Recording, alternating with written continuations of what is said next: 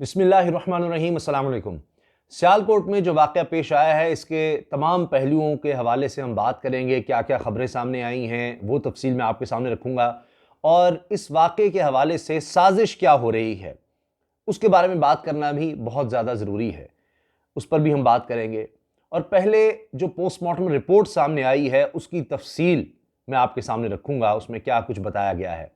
साथ ही मकतूल की अहलिया ने क्या अपील की है वज़ीर आज़म से, क्या अपील की है पाकिस्तान से, पाकिस्तानियों से, उसको भी हम शामिल करेंगे। एक कंट्रोवर्सी ये सामने आई है कि मौलाना फजलुर रहमान साहब ने जो कुछ कहा इस वाक़े के हवाले से, उस पर मुस्लिम लीग नून के सीनियर रहनुमा एहसन इकबाल ने मौलाना फजलुर रहमान साहब को आड़े हाथों लिया है और उन पर तनकीद की है और उनसे मुतालबा किया है कि जी आप अगर मगर ना करें और इस वाक़े की शदीद वाज़ेह अल्फाज में मज़म्मत करें।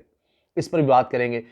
फिर देखिए, तहरीक लब्बैक की तरफ से जो प्रेस रिलीज़ आई है वो भी मेरे सामने मौजूद है, और इसमें आप देखें कि मुफ्ती मुनीबुर रहमान साहब का भी बयान सामने आ गया है। अब एक ये बात हो रही है कि इस वाक़े में जो लोग मुलव्वस हैं उनको तो गिरफ्तार किया गया है। 900 लोगों के खिलाफ 900 लोगों के खिलाफ दहशतगर्दी का मुकदमा दर्ज किया गया है। इनमें से तकरीबन बताया जा रहा है कोई 118 के करीब गिरफ्तार हैं, जिनमें 13 मरकजी मुल्जिमान हैं जिनको गिरफ्तार कर लिया गया है। और फिर ये बात भी सामने आई है कि ये जो फैक्ट्री का मैनेजर था जिसको हलाक किया गया है, उसकी तफसील भी सामने आई है कि इसने जान बचाने के लिए पहले ये छत पर गया, फिर उसके पीछे लोग गए, वहाँ से उसको ज़दोकोब किया, नीचे लाए, अंदर जाकर मारा और उसको बाहर लाने से पहले ही इतना मारा गया था कि उसकी मौत वाक़ई हो गई थी, और उसके बाद फिर उसकी लाश को जला दिया गया। इस सारे वाक़े में 2 लोगों का ये नाम आ रहा है जिन्होंने बचाने की भरपूर कोशिश की। एक प्रोडक्शन मैनेजर है, अदनान उसका नाम है, उसने इस शख्स को बचाने की भरपूर कोशिश की। उसको भी बीच में ज़दोकोब किया गया। और एक जगह मैंने ये भी पढ़ा है कि जो लोग गिरफ्तार हुए उनमें ये लोग भी हैं, 2 लोग कम से कम अब तक सामने आए हैं जिन्होंने बचाने की कोशिश की थी, और ये भी बात कर रहे थे कि जी अगर इसने कुछ किया है इसको पुलिस के हवाले करते हैं, पुलिस के हवाले करते हैं। मज़ीद डिटेल्स आ रही हैं। पुलिस की जो इब्तिदाई रिपोर्ट है वो सामने आई है कि जो सुपरवाइज़र था वर्कर्स का, उससे कोई चपकलिश हो गई थी इसकी मैनेजर की, और वो भी चल रही थी। फिर कई वर्कर्स इससे खुश नहीं थे, और ये जब आया है सफाई के लिहाज से कोई खुश नहीं था। इसने साजिश की, जो सुपरवाइज़र था वर्कर्स का, उससे उससे इसकी तल्ख कलामी हुई। बीच में मजदूर भी शामिल हो गए, वर्कर्स भी शामिल हो गए, और कोई रंग रोगन का काम भी होना था, और उस हवाले से स्टिकर जो है मजहबी जमात का वो उतारा इसने, और वहाँ पर फिर बात बढ़ी, और पहले तो तल्ख कलामी हुई, और काफ़ी फिर बीच में कहते हैं मालिकान भी आए, दीगर भी आए, और इसने माजरत भी की, मामला रफा दफा हुआ। लेकिन उसके बाद फिर इश्तियाल दिलाया गया लोगों को, और कहा जा रहा है जी सुपरवाइज़र ने इश्तियाल दिलाया था और उसका पुराना गैरेज था। ये सब बातें हो रही हैं। अब ये इब्तिदाई तफ्तीश है, जैसे जैसे आगे बढ़ेगी हक़ाइक़ मज़ीद सामने आएंगे। अब मुफ्ती मुनीबुर रहमान साहब ने जो बात की है वो बड़ी अहम है। वो इसलिए कि अब ये इस सारे वाक़े में जो चीज़ सामने आ रही है वो ये है कि इसको किसी न किसी तरह से पाकिस्तान के इदारों से जोड़ा जा रहा है। मिसाल के तौर पे कि जी टीएलपी के साथ क्यों मुआहिदा किया गया, उसमें जनाब फ़ौज का किरदार था, क्यों किया, हुकूमत ने क्यों किया, और ये सब इसी वजह से हुआ है। वो ना मुआहिदा होता तो ये ना होता। अब ये वही लोग हैं जो कहते थे जनाब कि पहले लाल मस्जिद ऑपरेशन की बात करते थे, और जब हो गया तो फिर सारे उल्टे पांव फिर गए, और देखिए जी क्या हो गया, उससे पाकिस्तान में दहशतगर्दी हो गई। यही पता नहीं और कितना खून खराबा चाहते थे। एक चीज़ इफ़ाम तफ़हीम से हल हो गई, वो जिस तरह भी हो गया मुआहिदा, चलें। क्या अब इसके अहकामात किसी उस तरफ से आए थे, या उस मुआहिदे के बराह रास्त नतीजे में था?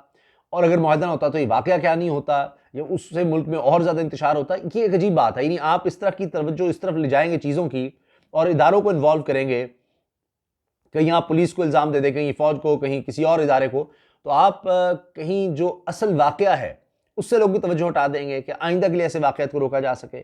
अब मुफ्ती मुनीबुर रहमान साहब ने सियालकोट में श्रीलंकन शहरी के कत्ल की शदीद अल्फाज में मजम्मत की है, और मुफ्ती मुनीब रहमान साहब ने कहा है, मैं इसलिए मुफ्ती मुनीब रहमान साहब का सबसे पहले बता रहा हूँ कि जो मुआहिदा हुआ उसमें आप गारंटर कह लें या मुआहिदा करवाने में जिन लोगों का मरकजी किरदार था, उनमें मुफ्ती मुनीब रहमान साहब भी थे। तो वो ये कह रहे हैं कि पाकिस्तान में एक आईनी और कानूनी निज़ाम मौजूद है, अगरचे इसकी शफाफियत और गैर जानिबदारी पर सवाल उठते रहते हैं, लेकिन इसके होते हुए कानून को हाथ में लेने का कोई जवाब नहीं, क्योंकि इससे माशरे में नारकी और लाकानूनियत फैलती है जो मुल्की मफाद में नहीं। और कहा कि सियालकोट वाक़या मुल्क व मिल्लत के मफाद में नहीं, इससे आलमी सतह पर पाकिस्तान का तासुर मनफी गया, जबकि पाकिस्तान पर पहले ही FATF की तलवार लटक रही है। मुफ्ती मुनीबुर रहमान साहब का कहना था कि हमें इस साने के हक़ाइक़ और वाक़यात का इल्म नहीं है, ताहम सानिया सियालकोट पर तासुफ़ का इजहार और शदीद मज़म्मत करते हैं। इन्होंने कहा कि मीडिया पर भी जिम्मेदारी है, तहकीक के बगैर किसी गिरोह या फर्द को जिम्मेदार करार ना दें। अच्छा, इसी तरह से आप ये देखिए कि जो TLP है उसकी तरफ से भी प्रेस रिलीज सामने आ गई है, चूँकि ये काफ़ी इसकी डिटेल है, मैं सिर्फ इसमें चंद आपके सामने रखता हूँ जुमले कि इस बेईमाना कत्ल पर इज़हार अफसोस करते हुए तहरीक लब्बैक पाकिस्तान की तरफ से कहा जा रहा है कि जी मकतूल के वरुसा और श्रीलंकन अवाम के साथ मुकम्मल इज़हार हमदर्दी करते हैं। तहरीक लब्बैक पाकिस्तान के साथ हर मजलूम के साथ है, तहरीक लब्बैक पाकिस्तान हर मजलूम के साथ है और हर जालिम के खिलाफ खड़ी है। और जितना ये वाक़या अफसोसनाक है, उतना इस तहरीक लब्बैक पाकिस्तान से मंसूब करना भी अफसोसनाक है। नामूस रिसालत का ज़ाती मकासद के लिए इस्तेमाल इंतहाई काबिल मज़म्मत अमल है। लब्बैक या रसूलल्लाह का नारा हर मुसलमान का नारा है, तहरीक लब्बैक से जोड़ना सरासर नाइंसाफ़ी है। मुल्क किसी खून खराबी और फसाद का मुतमिल नहीं। तहरीक लब्बैक पाकिस्तान के तर्जुमान, पाकिस्तान दुश्मन क़ुव्वतें पाकिस्तान में मजहबी क़ुव्वतों को कुचलने के लिए तहरीक लब्बैक पाकिस्तान के तर्जुमान का कहना था कि पाकिस्तान दुश्मन क़ुव्वतें पाकिस्तान में मजहबी क़ुव्वतों को कुचलने के लिए मज़हब के नाम पर खलफिशार, इंतशार और खाना जंगी का माहौल चाहती हैं। पाकिस्तान में आईन पाकिस्तान की रूह से हर एक मज़हब वाले को मजहबी आज़ादी हासिल है, चाहे वो हिंदू हों या ईसाई या किसी भी मज़हब के हवाले से मुसलमानों से और मुसलमानों को इनसे माकूल शिकायत है और ना रही है। ठीक है जी। हर जी शऊर शख्स जानता है कि इस्तेमाली ताकतें पाकिस्तान में लिसानियत, कौमियत, सूबाइयत और फ़िरक़ावारियत को एक मुद्दत से हवा देने की मज़मूम कोशिश कर रही हैं और अब एक बार फिर इस तरह से किया जा रहा है। तवील प्रेस रिलीज़ है, यानी उन्होंने भी इसकी मज़म्मत की है, हर तरफ से इसकी मज़म्मत हो रही है और जितने भी मजहबी हल्के हैं सब ने की है। अब देखिए, हाँ, मौलाना फजलुर रहमान साहब की अगर बात की जाए तो उन्होंने इसमें ये बात ज़रूर कही कि जी सज़ाएँ नहीं होती और इस तरह की बात की है, जिस पर एहसन इकबाल साहब ने उनको आड़े हाथों लिया है। अब इस पर फजलुर रहमान साहब का जो बयान था वो ये था कि सियालकोट में पेश आने वाला वाक़या काबिल मज़म्मत और शर्मनाक है, जामी तहक़ीक़ात होनी चाहिए। रियासत अगर तौहीन रिसालत और तौहीन ख़त्म नबूवत के मुलज़मान के खिलाफ कार्रवाई नहीं करेगी तो इस किस्म के वाक़यात तो होंगे। फिर एहसन इकबाल साहब कहते हैं जी बसद एहतराम मौलाना साहब, ऐसे वाक़े की गैर मशरूत मज़म्मत होनी चाहिए। इस्लाम इस तरह की जुनूनियत और हजूम के हाथों गैर कानूनी कत्ल की इजाज़त किसी सूरत में नहीं देता। उलमा इकराम से कौम तवक्को रखती है कि वो कौम की इस मामले में रहनुमाई फरमाएंगे। अभी एहसन इकबाल साहब मैदान में आ गए, उनका बयान भी मैंने आपको सुना दिया। अच्छा, इसके साथ आप देखिए कि जो पोस्टमार्टम रिपोर्ट आई है, मैं जल्दी से वो आपके सामने रख देता हूँ। पोस्टमार्टम रिपोर्ट कहती है कि जी 3 दिसंबर को स्पोर्ट्स गारमेंट की फैक्ट्री के गैर मुस्लिम श्रीलंकन मैनेजर पर प्रियांथा कुमारा पर फैक्ट्री वर्कर्स ने मजहबी पोस्टर उतारने का इल्ज़ाम लगाकर हमला किया। प्रियांथा कुमारा जान बचाने के लिए बलाई मंजिल पर भागे, लेकिन फैक्ट्री वर्कर्स ने पीछा किया और छत से घेर लिया। अच्छा, अब पोस्टमार्टम रिपोर्ट जो सामने आई है उसके मुताबिक प्रियांथा की मौत दिमाग और चेहरे पर जर्ब लगने से हुई। पोस्टमार्टम रिपोर्ट में कहा गया है कि तशद्दुद से प्रियांथा कुमारा के जिस्म के मुख्तलिफ हिस्सों की हड्डियां भी टूटी, जबकि मकतूल के जिस्म का 99% हिस्सा जल चुका है।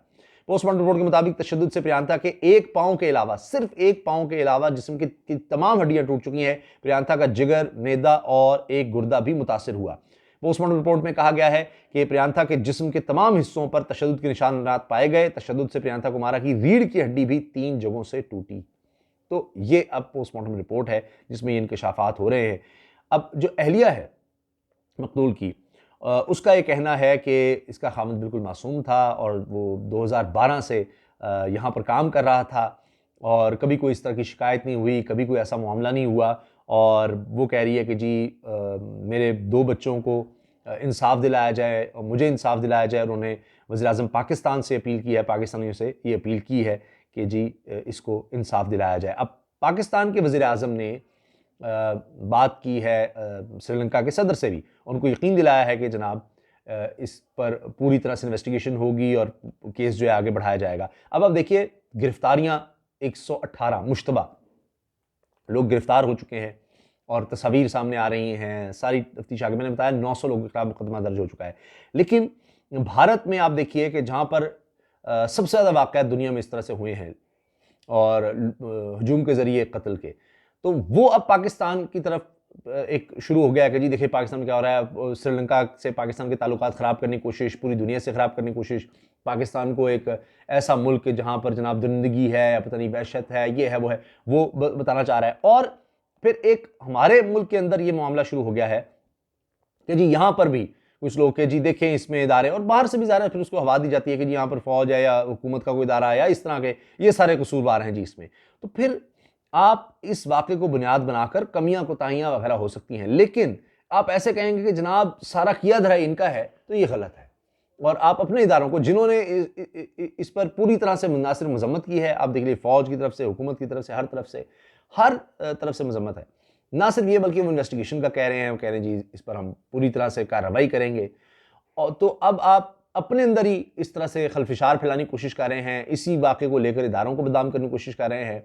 अगर किसी का कोई इस तरह से इंडिविजुअल एक्ट है, वहाँ पर अपना कोई था, लोगों को इश्तियाल दिला दिया गया, पता नहीं किसके सामने उसने ऐसा कुछ कहा, जो भी हुआ, वो लोग कौन हैं, गवाह इसके कौन हैं, जिन्होंने कत्ल किया वो कौन है। अभी पुलिस भी कह रही है कि सारों ने तो नहीं कत्ल किया होगा, जिन्होंने किया है हमें देखना होगा।